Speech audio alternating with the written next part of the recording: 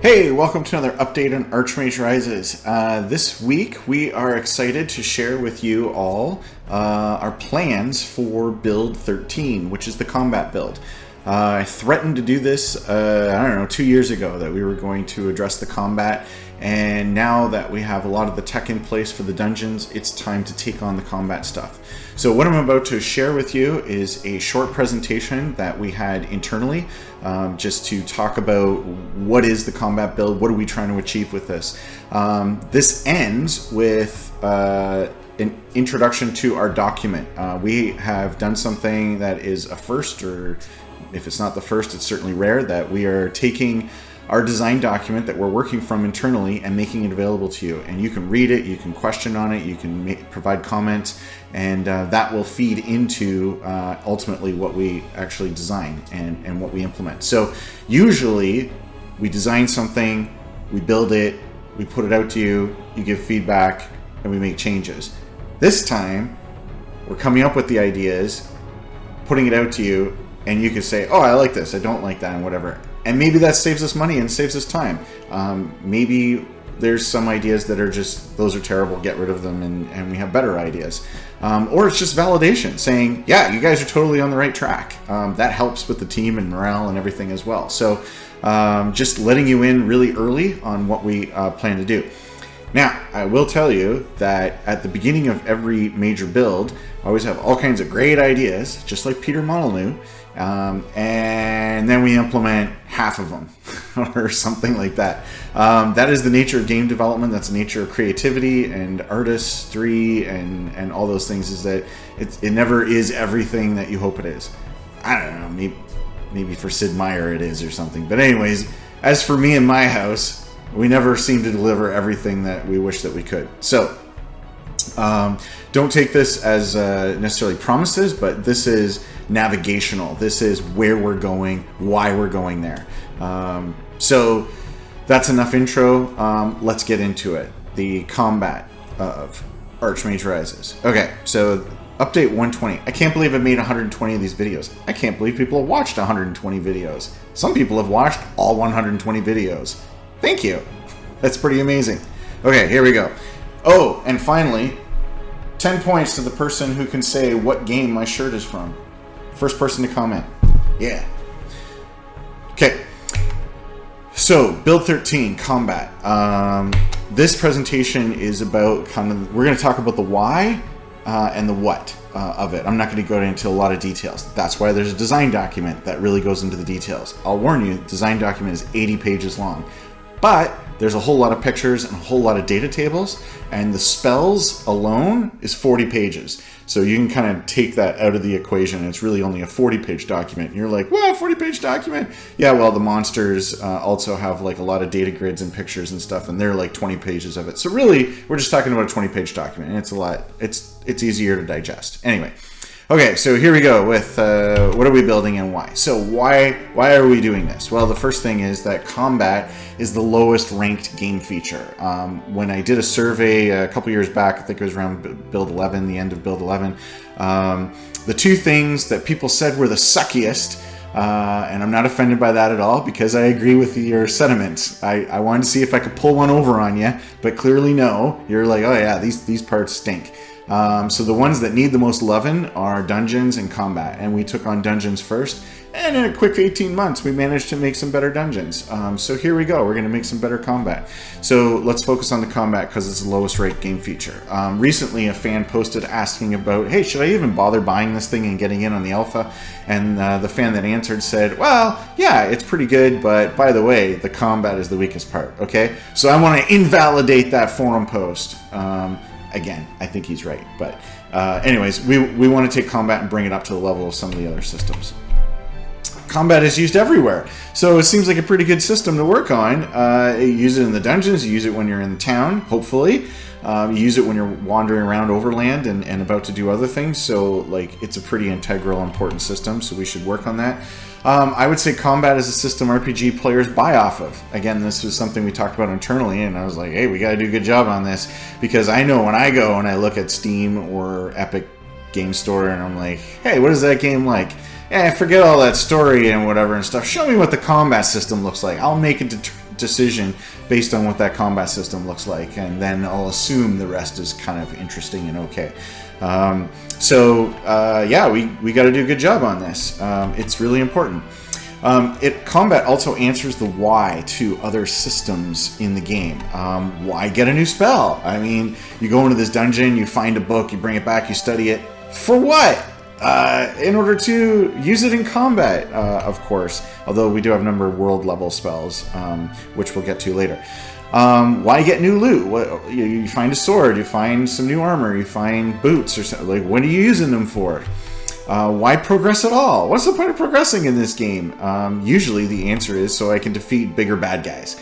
And so that's a very clear goal that the player can set for themselves. It's like, hey, those hill giants over there, I can't take them on right now, but later I'm going to kick your ass. Like that kind of thing. So we want to be able to allow for that, sustain that. Okay, so some of the research. So, you're wondering why did build 12 take so long? Oh, because I was busy playing all these games, researching for combat. No, I'm kidding. I have been playing some games, and going from my history of playing video games, tabletop games for all these years, I've played all these editions of Dungeons and Dragons. Actually, I haven't played first. I only played second edition and advanced second edition. But anyway, for the rest of them. So these are some of the inspirations. Not exact copies, whatever, but I'm trying to think through what should we do, or what have other people done that we like, that's good, that I want to try and emulate and stuff. These are some of the places where I'm drawing from. I didn't have time to go and plunk down every single picture from every single game that we're drawing from. Like Divinity Original Sin, for instance, isn't on here, and that's one of them. Diablo 3 is one of them. Anyway, so this gives you an idea. But the two big pictures, Hearthstone and Slay the Spire, why those ones? Because they're turn-based, and they really emphasize combos and the interaction between spells and the choices that you make in combat. There's some real head scratchers, like, what should I do? Should I do this? Should I do that? And there's a reason to do something first and do something second. And that's really powerful. So when I played Slay the Spire for the first time, I said to Michael, that's totally what we're going to draw from for building the new combat engine. He was like, okay. So then he went and he played it like a whole ton, way more than I ever could. And then he kept asking me, like, so when are we going to make it like Slay the Spire? Well, the answer, Michael, is now. We're going to make it that way now. Okay. So let's lay down the 4 core principles of what we're doing. They are having a variable battlefield, depth of battlefield interaction, so that there's meaningful choice that's going on within the battlefield. So variable battlefield is all the battles should look different and feel different. They should always be fresh and new and different. The depth of the battlefield interaction is that you're making meaningful choices all the time, and those choices are going to change based on the battlefield and what is happening. And so there should be, this is a good choice and this is a good choice, but I only have so many action points, so what am I going to do? Next is the position matters. So right now in Archmage, it kind of didn't matter if somebody was on the left or the right. It did a bit matter with the current combat, whether they were far away or close. But a simple example would be monsters can only run away from combat if they're in the back row. So if they're trying to get away, you can use a spell, pull them back towards you. Get over here! And then you can beat on them and stuff if they try to get away, and then you can pull them forward. So that's just one simple example of how positioning can matter on the board. And then what I just said about Slay the Spire and Hearthstone is the combos and the chaining. Magic the Gathering as well. You build a whole deck around certain combos that you want to occur. So we're not going to be able to recreate all the awesomeness of Hearthstone and even Slay the Spire and Magic the Gathering. Those are all card-based games. They have so many combos and permutations because it's card-based. In our game, you know a spell or you don't know the spell. And if you do know the spell, you can cast it as much as you want using up your stamina and stuff. So like it's mechanically different, but again, how can we be informing our design choices based on what these other games are doing? Okay, so let's go on the first one, the variable battlefield. So here's a terrible mock-up that I made, just trying to get the idea across to the team of like, we need stuff in the battlefield. Why you would have bookcases outdoors is beyond me. But the idea here is that there should be stuff that is just blocking. So we have a tree, and that tree is taking up a spot on the battlefield, and somebody can't go there. And so that creates some tactical differences in this combat versus another one, especially if it was in the middle. or if it was close and then now there's a spot that the enemy can't get into. What if there's pits or traps on the ground and the monsters have to go past them, or you push them into the trap or into the pit and you make them fall off? Michael's asking about deep water. Can we have deep water if you're at the beach? There's like two of the columns on the side are deep water. Can you push them in there? What happens? Do they swim? Do they just sink and drown? Those are the kind of things we're trying to do. Then you see some items, a really lousy looking barrel and a bookcase. There should be items, what I call props.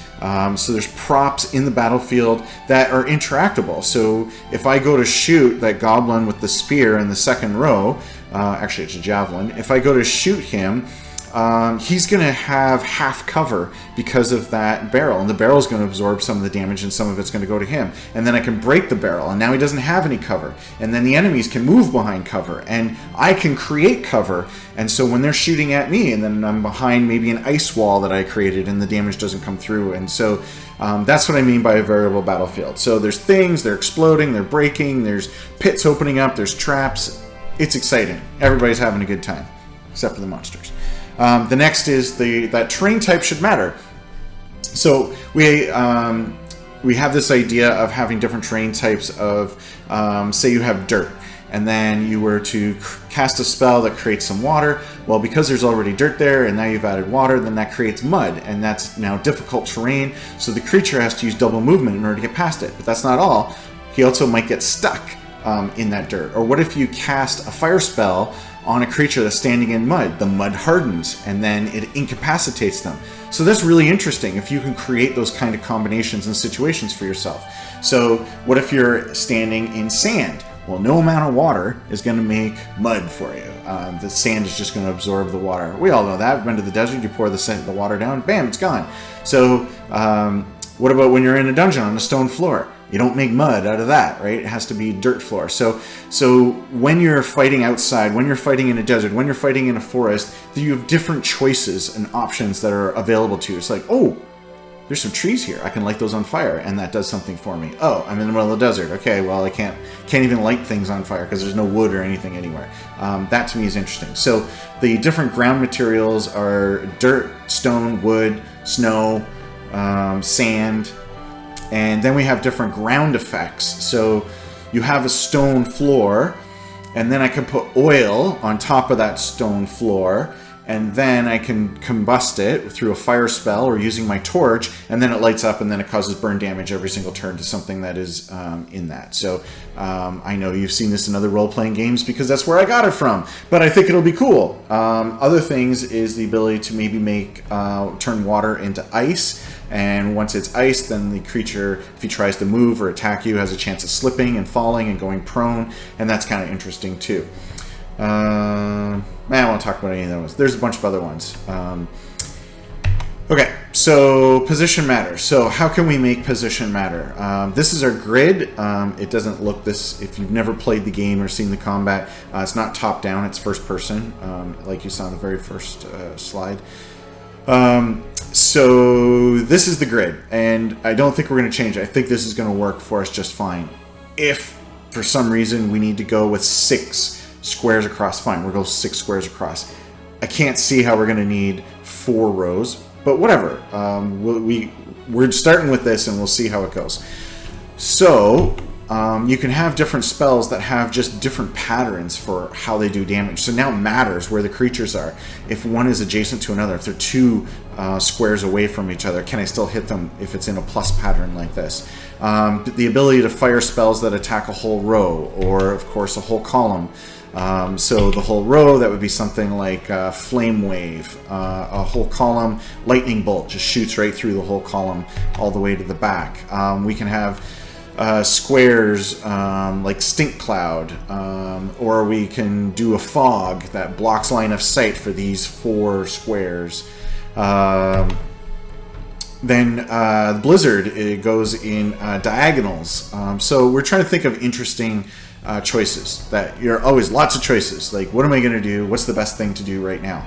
As you play this game, this is unlike other games where I don't know what spells you're going to get. You start with like a few, like 2, 3 spells. And then it's up to you which spells you find, which spells you buy, which spells you learn. So we can have some overlap in the spells, although I would say all the spells are pretty unique. But I don't know what spells you are going to have. So maybe you only have Blizzard. You've never found the Fireball spell. Well, this is your AoE spell then. So line them up in diagonals and knock them down. Yeah, so some of the spells, depending on how powerfully you cast them, if you're not familiar with Archmage, you don't just choose a spell to cast, but you also choose how strongly to cast it. There's a slider bar to determine how much of your energy you're going to pour into that one casting that spell. So some of the spells have a variable size. So to start with 1 square, you put more power into it. Now it's 2 squares wide, 1 square deep. Put more power into it. It gets to 3 squares by 2 squares deep. And some of them will go all the way to the whole battlefield. So that should make the player feel really powerful. That's a good thing. So that they can just go blah and everybody takes damage. And that's what everybody wants. Okay, so this was an awesome combo image that I found. So combos are the most important thing. We want players to plan ahead. What we're shooting for, we're not making this happen, but what we're shooting for is for combat to last about 7 rounds. Each round should take about 20 seconds. And so that means one regular combat should be roughly 3 to 5 minutes long. So that's the rule of thumb. That's what we're designing around. So the reason I bring that up is if you've played JRPGs, I've played all the Final Fantasies up until 13. When you play a Final Fantasy like 1 or 4 or 6 or whatever, you get into these random combat situations, and you can cast poison. You can cast something like to weaken an enemy. But what's the point? Like the combat only lasts like 2 rounds, so there's like no reason to bring those spells out. So really, I guess they're designed for the boss fights, for where the bosses have there's a lot of rounds of combat. They have a lot of HP, and then you go and you start casting those things like to make them midgets or to put them to sleep or poison them, and then they're immune to all the cool spells. Like, I don't get it. So what I'm saying here by the fact that we are going to be around 7 turns. That means in the first turn, if you can do something that causes bleed or poison damage, that thing's going to hit turn after turn after turn, 3, 4, 5 turns. So that's really valuable to do early on. And you can save kind of the big damage dealers for later in the thing. Or if you want to cast a weakness. So I get into combat, I'm like, you know what? I'm going to hit y'all with a weakness to fire. And then for the next 6 turns, I can hit you with fire, hit you with fire, hit you with fire. That makes sense. That's a combo worth doing. So that's what I mean by how long these combats are going to be. Archmage Rise is not a combat-heavy game. It is combat happens occasionally, and when it does, it's life or death. It's really important. It's high stakes, and so having a higher number of rounds, I think, makes sense to the whole design of the game. Okay, so there it is. That's what the combat looks like. You probably already got that idea. So it's still 2D sprites on a 3D camera. 3D camera gives us perspective. Things that are up front are larger, further back they're slightly smaller. It does the layering for us and stuff. So anyways, we're going to fix the camera, and we're going to put in all the animated enemies. We've had half animated enemies and half not animated enemies for years. The animator did all the animations, and we just never got around to putting them in because we're so busy with other things. So anyways, we're going to get all the animations in, and it's going to look great. We're actually going to try and do some things with the camera as well, like if the enemy hits you and you go prone, that we drop the camera, then when it's your turn, it moves up a bit, just to try and reinforce hey, I'm standing up now. If you cast Levitate on yourself, then you move up a little bit more. It's harder for creatures to hit you with melee combat, and maybe also harder with ranged weapons. So just to, again, try to make it feel like you're really there, we can do some camera movements. The current combat system can't do any camera movements. Okay, we are going to be adding in combat items. There are 8 new items that we are creating. It doesn't take long to create an item for Archmage Rises. We just need to know what the item is and what it does, and then we can make it. It's pretty simple. These will be purchasable or craftable. These are not pictures. It is something grabbed from the internet. And some of the items that we can reuse and use in combat are other adventuring items. So for instance, the torch. you can use your torch and you can just like stick it on somebody and try to light them on fire. So that is repurposing of something that already exists in the game. Then there's sleep darts. So you just throw a sleep dart, no casting cost associated with that. Costs you money in order to buy sleep darts or materials in order to create them. Where you create them? Back at your mage tower, because we're trying to tie all the systems together. So anyways, there's an oil flask that you can throw out, put the ground covered in oil, light it up, watch everybody burn. Yeehaw, like the ending of Carrie. Yeah, 8 new items that we're going to be putting in. Up until this point, there has only been one way to kind of fight the battles in Archmage Rises. So the idea is that you're a glass cannon, you're a wimpy little mage, you can do very powerful things, but you yourself don't have a lot of health or armor or something. So you have to be careful about that. So what we have is the ability to bring up a magical shield that encases you, like it's a big physical force field that's around, and that absorbs damage, and then if it gets damage down, then you start taking damage, but you have very few hit points, so you would actually die. I didn't want to do it, but I've decided that now we're no longer going to have a maximum of 30 HP. I'm going to open it up, and the player can get up to 100, 200, 300. I don't know what the top end is for the amount of HP, so that you're not forced into always having to have the shield, and if you don't have a shield, you basically die. So tried to think long and hard about what are interesting ways that we can have the player avoid damage from the monsters besides just a shield. So the first one that you see there is walls. The ability to create a wall,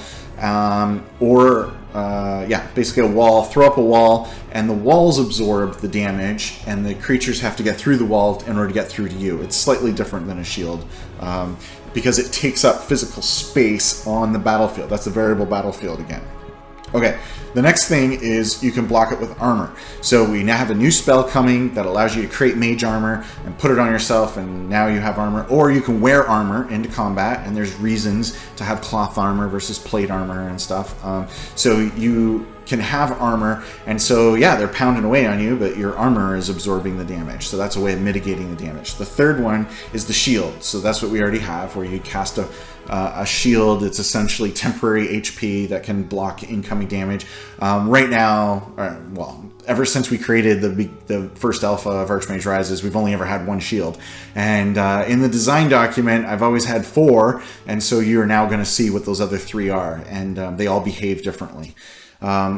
And then finally, the ability to incapacitate the creatures. So again, we're talking about meaningful choices around damage mitigation. How do I limit the damage that is occurring to my character? So if you were to freeze somebody, well, that's just as good as absorbing all the damage they would have done to you, or having temporary HP. If you could turn them into a chicken, which I gotta say, that's my new favorite feature for Archmage Rises. I'm just gonna turn everybody into chickens. I'm just gonna have a big old chicken fighting game. That's what it's gonna be. I'm gonna do Let's Plays, and that's all I do is turn everything into chickens. Okay, so polymorph, entangle, binding, webbing, lots of things that you can do to stop the creatures from attacking you. Some of the things stop them from moving, so if they haven't yet reached you, then they can't attack you. Some of them stop them from moving, but they're still free to attack. There's variation to what you can do. Okay. So we are going to have different weapons and armor, and you cannot change armor mid-battle because that's ridiculous. Who takes off their plate mail and all the little pieces and whatever right in the middle of battle? But you can swap between using a bow and using a dagger, using your spear, casting a new spell, and getting a magical sword because you didn't have one and now you need one.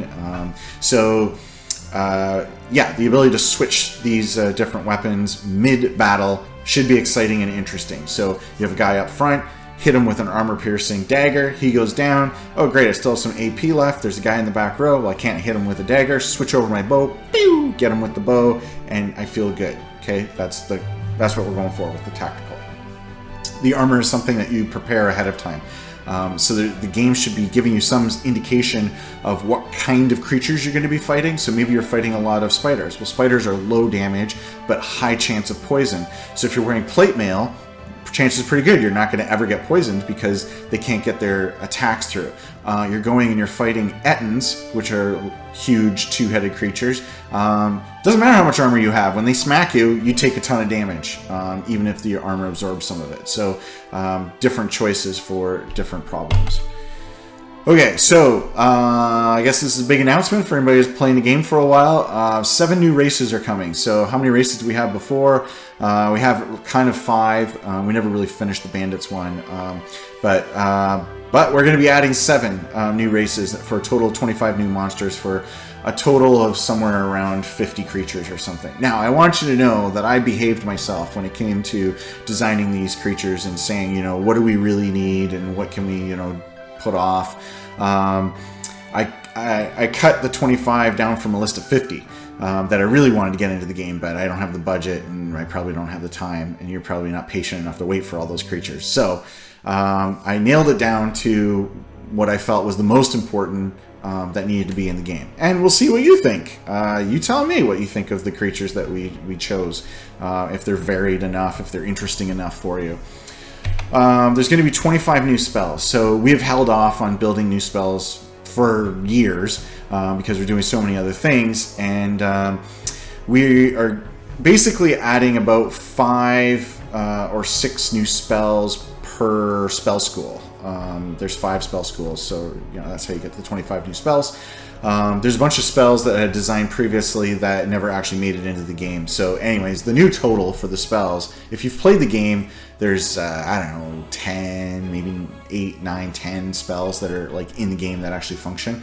I hope by the end of build 13 that we have somewhere around 50 spells. Again, you're not going to have access to all of them. Some worlds, when you generate the world, they never figured out Fireball, so there just is no Fireball that you can get in that world. I think that's interesting. It makes each run different. You gotta like change with the hand that you're dealt and such. So anyways, there's going to be a lot of spells for you to find, choose, upgrade. Okay, big new feature is companions and mounts. Have wanted this from day one. Companions are NPCs, so you can go befriend somebody and say, hey, I'm going to go take out this goblin lair. You want to come with me? He's like, sure. And then he comes along with you and is able to attack in battle, take some of the damage. This is not a party-based game. You're not going to be, fiddling and equipping, what he's wearing on his left leg and what he's wearing on his right finger, and all that. None of that is happening. But we do have the ability we're going to create the ability for you to have companions, hirelings, that you can bring along. So again, the game is designed for you to be a solitary mage that's running around adventuring, but you can bring some meatheads along with you in order to soak up some of the damage and help you out a bit in combat. The second part of that is mounts. So you can ride around on a horse, that's nice, but it's even better to ride around on a bear or a panther or a war boar or something like that, and then they can assist you in combat. You don't control them. We were talking internally about like what kind of AI instructions you could give to them, like always attack what I attack, or always attack the lowest HP thing, or always attack in the front row. We'll see how sophisticated we get. Dragon Age, they just went crazy with all of the AI choices and stuff, and ultimately I don't know how much it really mattered. Maybe you thought it really mattered. I didn't think it really mattered that much. I just kind of ran in and did what I needed to do and paused the game and told them what to do individually. So anyway, but we're going to build it in so that you can have companions and you can get yourself a mount, one that you capture, that can then help you in combat, and that should be fun. And they can be hit, and you can cast spells on them like haste or shield or something. So again, more options of, you're not just casting shield on yourself. You have to look at your companion, like, is he going to die? If so, tell him to run away, and then you'll catch up with them.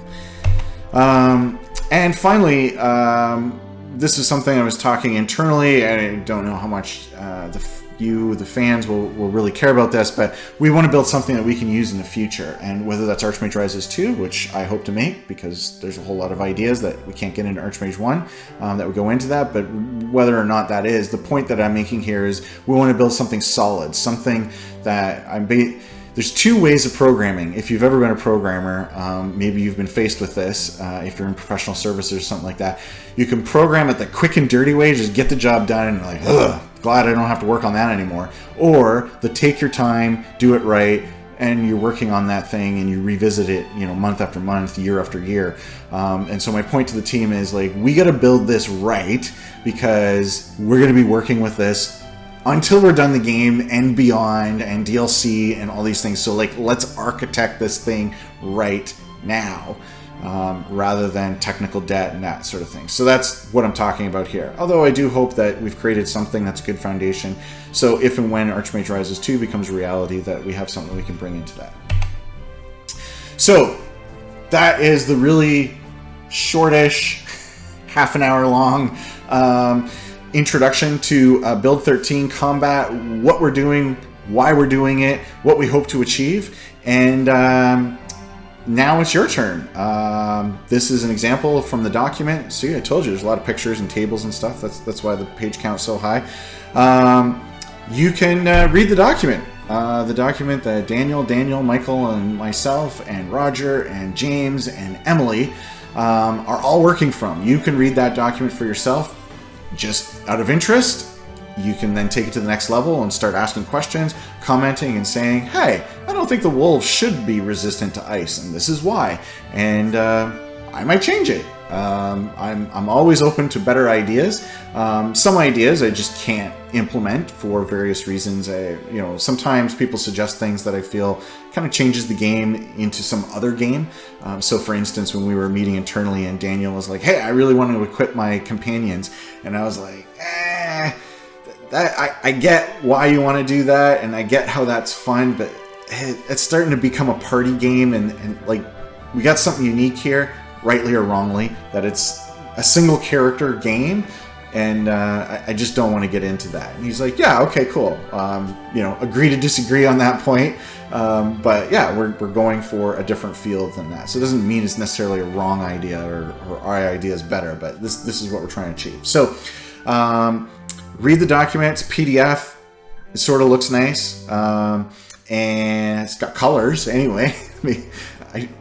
The fonts change as you go along for the different sections. So you can read the document and go to the Steam forums. And I created some threads to talk about specific aspects of the game. People are already doing it.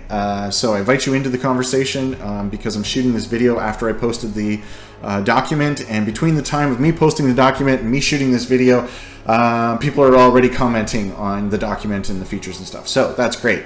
So come on in and let us know what you think. We were trying to get a build out today for everybody. If you recall, we recently upgraded from Unity that we were using, a version from 3 years ago, to the latest Unity.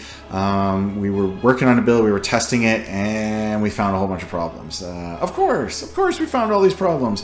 So like, one of the things in the combat, for instance, we had this cool shield. I think it's cool. I have this cool shield that shows up and it has like this wiggle effect and whatever and stuff. Well, in the new version of Unity, it's totally opaque. The shader just doesn't work, and it's totally opaque, and it's unusable. So we have to like turn off the effect and stuff. And anyway, there's just like a bunch of weird things with that. So anyway, we did work really hard trying to get something out, but it didn't happen. So whatever. We will, while you're busy reading the document and commenting on it, we're busy working on Build 12, the dungeons. Daniel too has been working on making the dungeons all grimy and dirty looking. I posted some pictures of that. They look really cool, and so we got a little more time on the build because it wasn't ready in order to get all that tech in and stuff. And it looks great. He just did a big performance improvement with the multi-layer shading and stuff that we're doing on the walls, the dynamically generated walls, and staining them, putting blood stains down and water stains and all kinds of stuff. With all that, it was taking like 5 seconds in order to load a room. So you would go to a new room, you'd have to wait 5 seconds, and then you see everything and stuff. Anyways, he managed to move that shader stuff onto the GPU. I guess it was on CPU before. And anyways, now it's instantaneous. So those kind of improvements were made like at noon today, and so it was like, well, let's this is not inspiring confidence for getting the build done. I'm sure that we could even do more improvements if we just had a few more days on this to let it bake. So anyway, we did get this document done and out to you, but we did not get the build done. But we'll start working on that beginning of next week for as long as it takes. Shouldn't be more than a few days. Like I said, we're kind of close, but I just made the call that we're not going to do it this week. So take a look at the combat doc, and yeah, see ya.